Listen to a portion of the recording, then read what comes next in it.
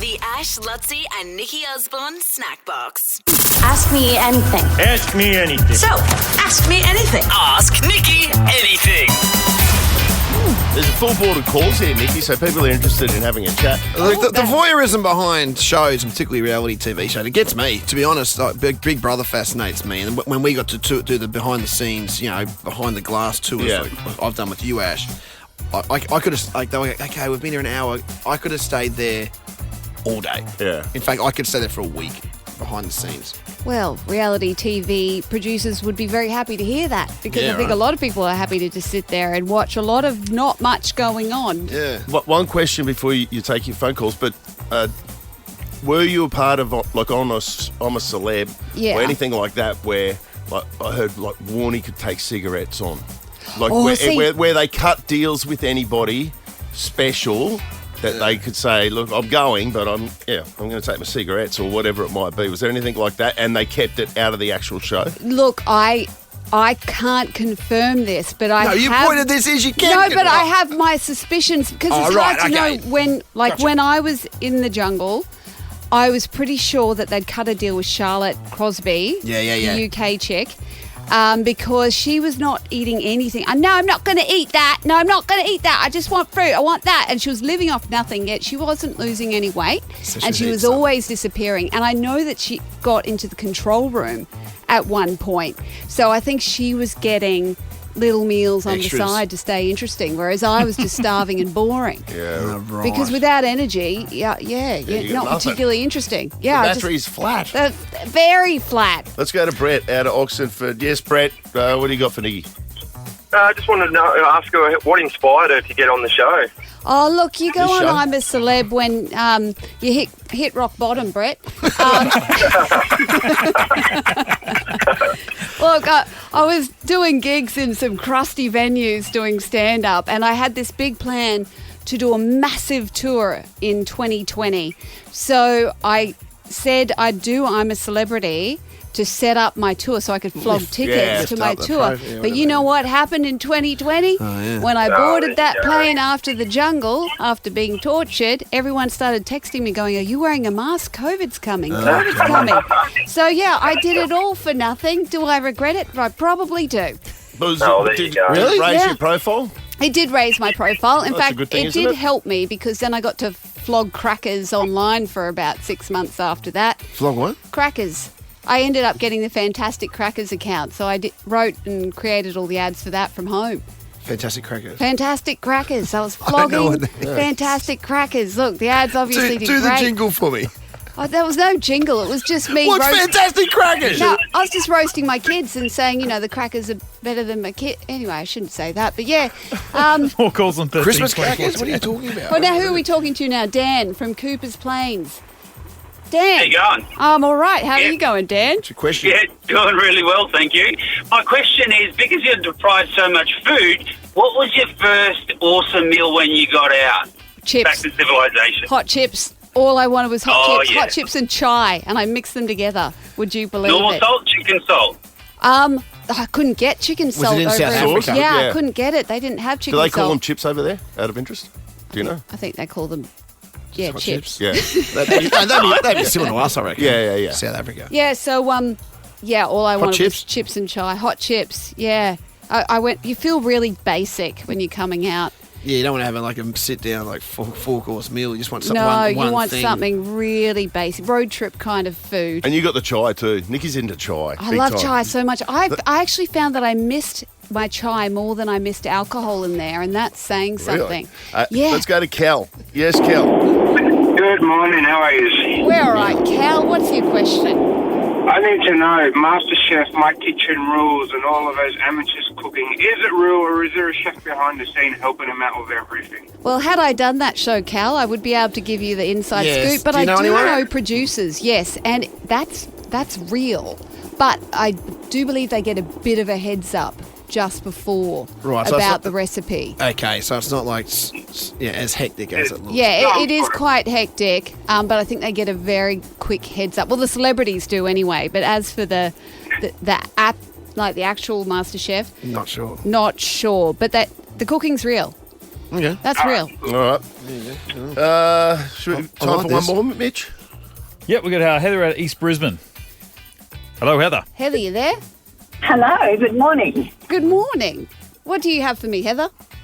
Oh, well, I was just wondering, with you saying that you were starving and that other girl, the British girl, was obviously getting food from somewhere, it just makes me think, don't you think some of them just need to toughen up? Yeah, good question. Good question. Yeah, that is a good question. Like, yeah, perhaps, but it was really bad in the jungle. Like, I got 9 ticks. Like, there's a lot of things that don't go to air because it makes it look bad. Like, I got 9 ticks that I had to remove. Miguel got a tick that burrowed in. They had to remove that. He tried to remove it with a knife in the middle of the night. I had a male baboon that took a fancy to me every time I got in the shower that would run at me from the jungle, which freaked me out. Like, I was crying often. All these Christmases have come at once. Yeah, I know. We called him Brob. And the other thing was the baboons kept trying to move into the camp every night. So if the fire went out, they would come. It would be a brawl. So it's pretty legit. I mean, then if that's the case, it's not as if it's a campsite they've set up, like in a sound stage. You know what I mean? Like, you're in a jungle. And they've got people with guns around the outside just in case something like big game tried to come and kill us. So it is genuinely one of the big celebs tried to leave. Very dangerous. I did try and climb the fence one day when I lost my nut. But yeah, it's that bad. that was a challenge. The Ash, Lutzi and Nikki Osborne Snackbox. Very special guest, Mitchell. Now, our next guest is attempting to walk, try and get your head around this, from Argentina to Alaska. That's a fair hike. I struggle to walk home after a good night out, and look at her go. Yeah, this is. It's been years in the making. I think 2017 was when this it started, and is the reigning 2024 Australian National Geographic Adventurer of the Year.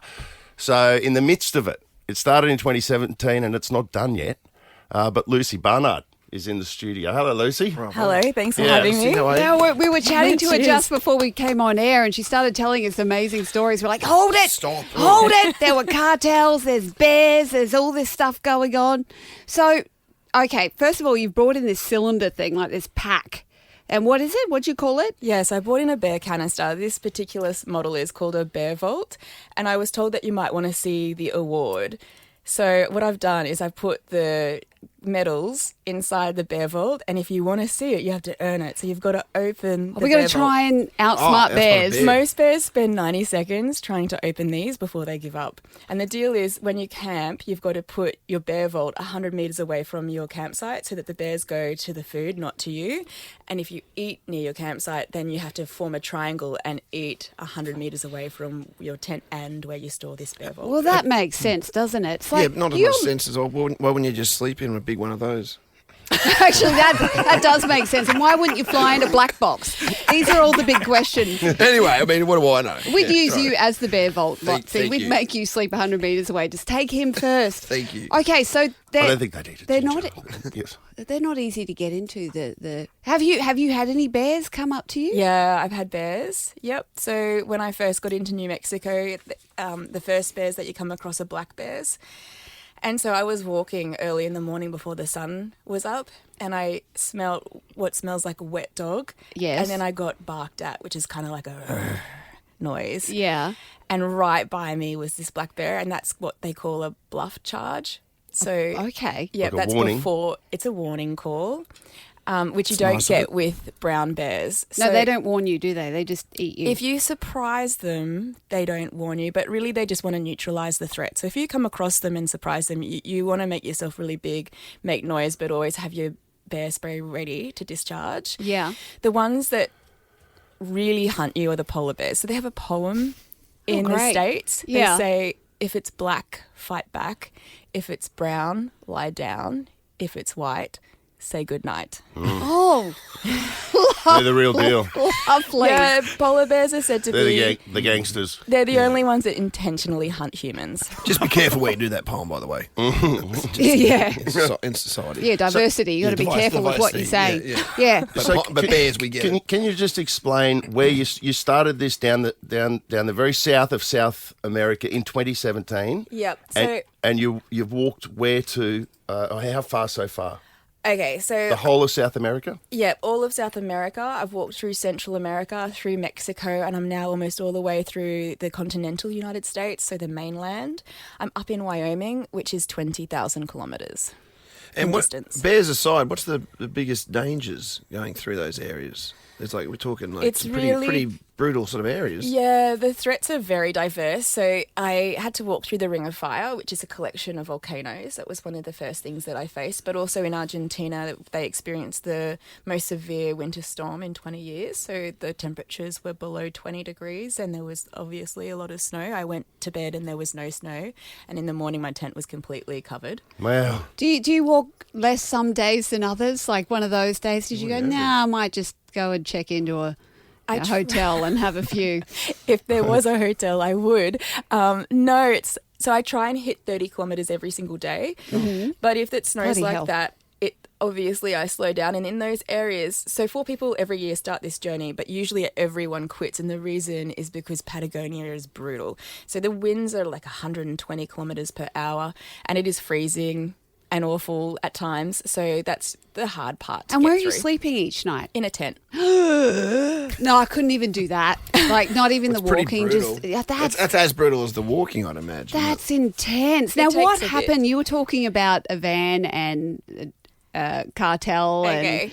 And tell me this story. Yep. So other threats other than natural ones are that in some areas there's a lot of political unrest. and there's also, so I had to walk through an area which is very infamous and a lot of people like to know about, which is called the Darien Gap. So it's an area between South and North America, which kind of is the pinch point of the funnel, if you look at the landmass as a funnel. Uh-huh. And so it's the only area between the Americas where there is no road that passes through, and because of the lack of visibility, it's where there are a lot of human trafficking, and it's where they smuggle firearms, drugs and money in both directions. And so did you get any of that and bring it with you? Afraid not. No. No. No, but you met... That's what's in the bed. Didn't your van get stolen or something? Did you come across some dodginess? So this area is the most riskiest, but where we had the most amount of trouble is up further north in Mexico. Okay. And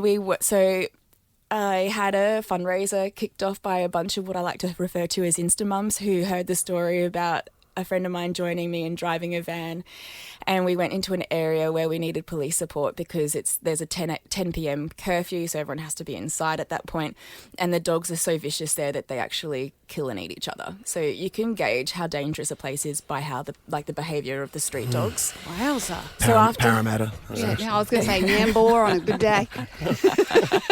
So after we passed that area, we got some money to hire a van and get the support through the final area of Mexico, which is also a desert. And luck being mine, we passed through this region when they recorded the hottest temperatures on record ever in Mexico, which were above 50 degrees Celsius. Get stuffed.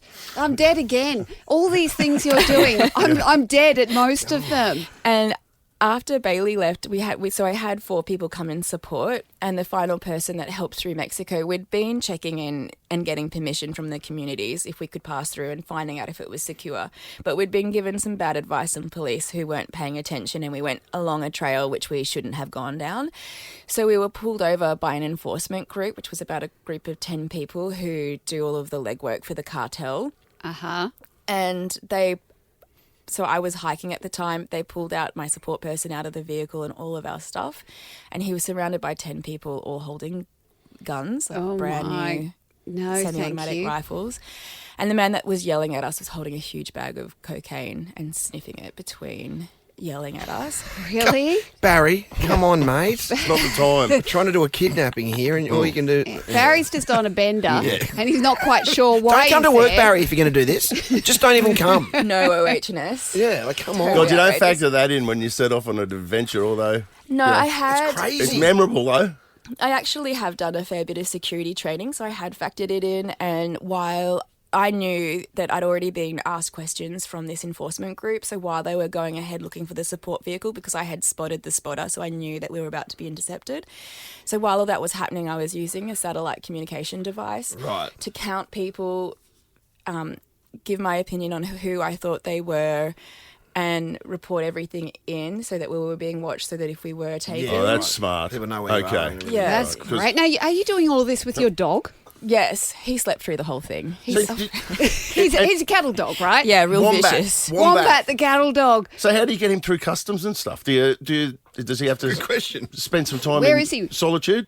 No, he does nothing. So you just get straight through customs? Yeah, I do paperwork for him before we get to the border crossing. That's actually one of the easiest, less stressful parts of the whole thing, really. I mean, it would be very irritating if I got to a border and they refused me because I'm on foot, so I've got no real easy way of getting back to the administration. Yeah. However, it's very, if you go to the websites, the government official sites, it's very ABC in terms of following instructions. You can do it. He's probably Australia's most travelled dog. Who knows? Probably, because it's not easy he'd for be up a there. dog from Australia to travel. So this is... Yeah, well, you can get them out. It just takes 7 months to get them back in. Oh, to get him back in. is So that is what he it over is? there right now? Okay. Yeah, he's in the States still. But he was born in Chile, so he's never been in Australia. Oh, gotcha, I see. gotcha. He's got the Australian name. Yeah. Now, Lutzie's trying to He open the can't bear get trap. into the bear vault. It looks like there's a button on the top, but I don't think that's doing anything. And it's just like one of those... It doesn't twist open? Kid-proof things. I'm trying to push it down. There's nothing. Why do I think... You can open it, can't you? You can open Yes. it. This is not Why do I a think trick. you have to push it down, reverse it, and then go the other? Yeah, and then it'll be an anti-screw for sure. Sounds like a song. Nick, we might need a live cam on Lutzi for the next 3 hours.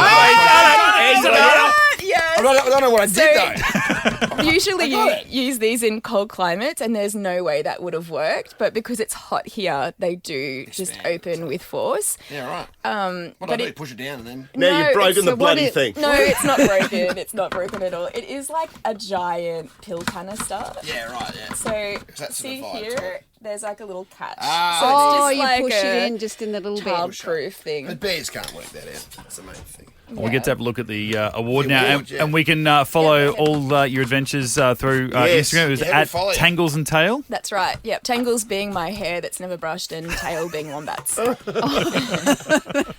That's Wombat's medal. Wombat got a medal? Yeah, that was really cool. So in the world first, they're very excited. They've given a dog Adventurer of the Year status. So he got his own medal that he can wear. And mine is significantly bigger. Yeah. Oh, wow, looks like an Olympics sort of Yeah, medal. that looks better than an Olympics medal. It actually does. That's good Olympians bling. would be jealous of that. That's quality bling, great bling that you've picked worth up there. coming home for. So now you're going to head back soon, is that right? You're just waiting for the visa process to happen? Yeah, so the visa just came back. That's all taken care of now. So about 5 years ago, I applied for a visa so that I could spend the time that I needed to in the United States. But because I came home because of COVID, I lost 2 years and it's now expired. So I had to renew it for another 5 years. Bloody COVID. And how much further do you have to go? 10,000. 10,000. A drop in the water. Steps, I could do that. Yeah, weirdly it feels like I'm going downhill now, which is such a lie because right now where I've been hiking, it's minus 30 to minus 40 degrees Celsius and the snow is up to my waist. So I'm doing this thing that they call posting where you take one step and you fall into the snow and then you have to dig yourself out and then go ahead. And the whole time I'm doing that, Wombat's behind me because it's so much easier to go second. Wombat's smart. That's why he got a medal. He's super smart. Well, all the best with it. Thanks for coming in. Tangles and Tails. Tangles and Tails. And then we look one tail. I only have one dog. Sorry, Tangles and Tails. and tail. And we look forward to seeing you on SAS Australia. Go and kick everyone's ass on that. She's not been cast, but she should be on it because you'd kick my ass if we ended up on the same season. She wears Hockers, Ash. You'll be happy to know. Yeah, I saw that. 500 Ks out of a pair of Hockers. People wondering, Yes, the only thing we have in common. Hey. The Ash, Lutzi and Nikki Osborne Snackbox. There's been AI is obviously a big thing. It's changing all our lives. We found ourselves at pickleball last night, of all things, working out how it's going to change our lives with different jobs. And then young Cash is a nudgy fella. He's explaining to us what kids are doing at school. Some kid got caught at one school 7 times he's been caught so far using AI. He just keeps having a crack. That's the Ash Bradhams of the world out there. How's he using I was AI?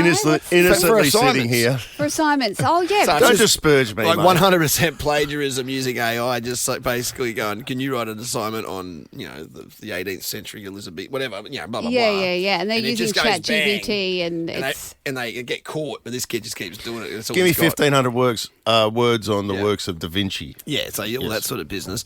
But the latest sort of evolution that's sort of popping through is, and they use the term AI robot girlfriends.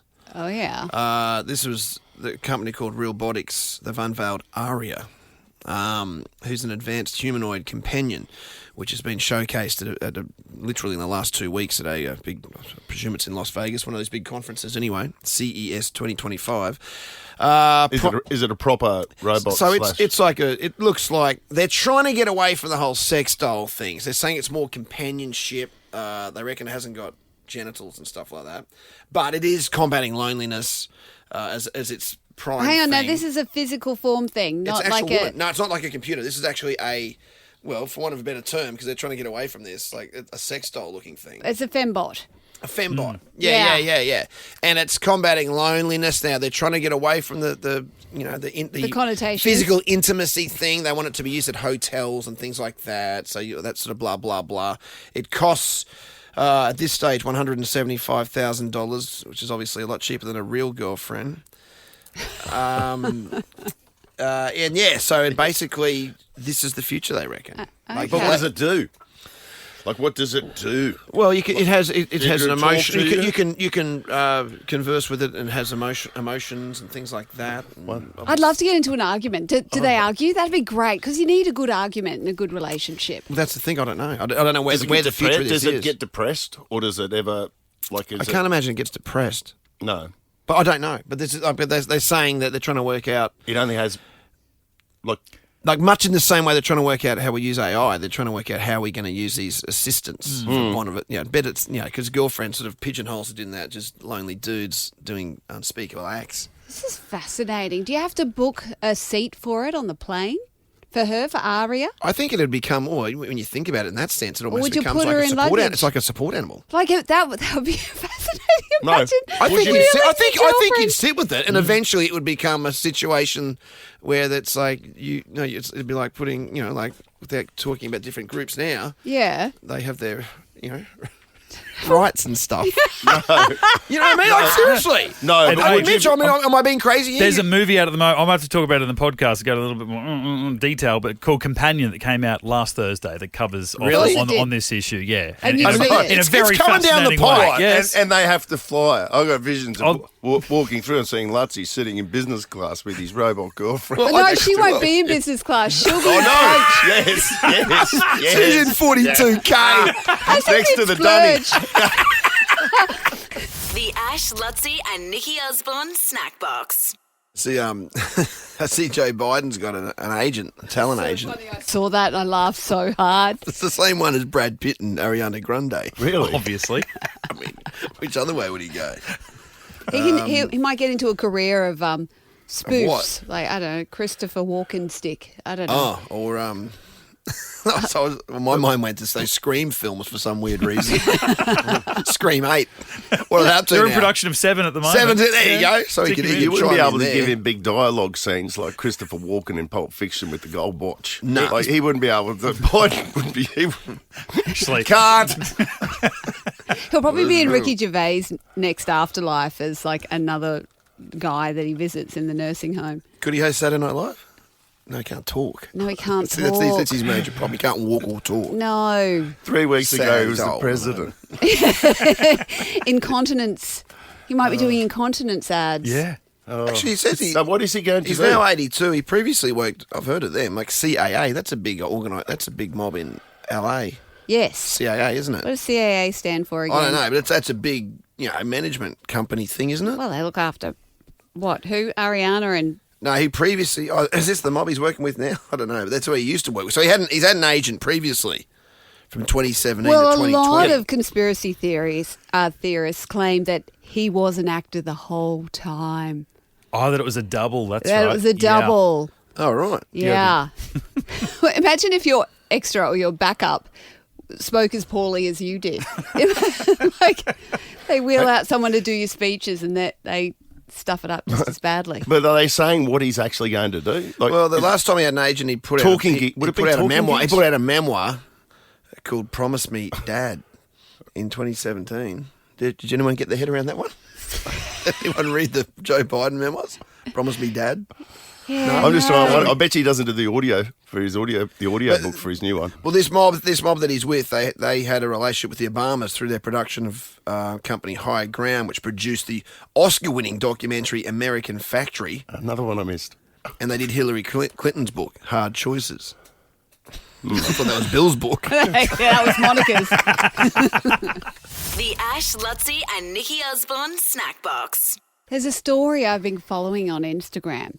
Now, this really broke out later last year. There was a father of 3 in Wisconsin called Ryan Borgwart, and he was out.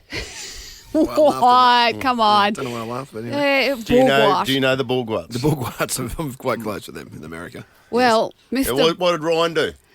Well, I think they went on holiday to a lake with his family, and then he took the boat out on his own, and then it capsized and he drowned, or so his family believed. So they did a 28-day searching for his body of this lake. So he's gone. And then he's gone. But then they started digging deeper, and they went back through his emails and his bank statements and his insurance claims. This guy, they found that he's taken out insurance claim the year prior. His own life insurance. His own life insurance. He said he lost his passport, got a new passport, like a long passport issued. Then they found his secret email account where he's been chatting to a Sheila in Uzbekistan. Oh. And he's fallen in love with this bird, and they've disappeared off into Europe together, and they still don't know where he is. But they know he's alive. They know he's alive. He did a runner on his wife and kids. He went out via Canada, but he's left his family. That's where I'd do it. Like, he would rather fake his own death than live with his own family. Yeah. So he's made no contact with them? No contact. Uzbekistan, that'd be like one of those Russian sort of bride sort of situations. Yeah, so she'd be a hot. Yeah, I reckon she'd be a hottie. Yeah. But then, like... Blonde? She'd be hot. She'd be hot blonde. I don't know. I haven't seen her profile. Didn't say. But... She'd have to have something going for her, that's all. And he's Fredoed it on the lake. Like, he's gone out fishing, he has not returned. And the year-long effort, too. Yes. Now, you go fishing a lot, Ash. Yeah. Has it ever crossed he comes your mind? back. You're father of 3. At this point, I've got a 100% return rate. That's awesome, mate. And that's admirable for you. I mean, what a lovely man. But you do meet some people where they're just so unhappy in their relationships. But that's extreme, though, isn't it? Wouldn't you just say so? It's like he's done it to not hurt their feelings. Yeah. So financially, he's got the money, right? He's got the money. So he doesn't. So she's she's got the rest. They get the money for his death. I honestly, because he's the dead guy rocking up. Yeah, he must have had some hijinks going on there. I leave it to my sister, Jenny. Maybe whatever, like something like that. Maybe he went to Biden's new manager and said, "Hey, can Biden pretend to be me?" And yeah, but he's the new Biden. But that's extreme. That is very. I'm just trying to work out financially, so she'd still get all the other money. Money. She would have got. I don't know how he's wrangled that one, but do you think this Did was? Did he catch any fish? we don't know. He caught his Pakistani fish, but no, it makes me wonder. Like, is this cowardice, or does he care about his family that much? He didn't want to hurt them that much that he's leaving them out of love. He's leaving them out of love. There's nothing nice about what he did. Anyway, you cut that. Okay. You can't slice and dice. He was such a sweetie. That's what he would have done too, because he wanted the children to hurt. The type of guy he was, The Ash, Lutzi and Nikki Osborne Snack Box.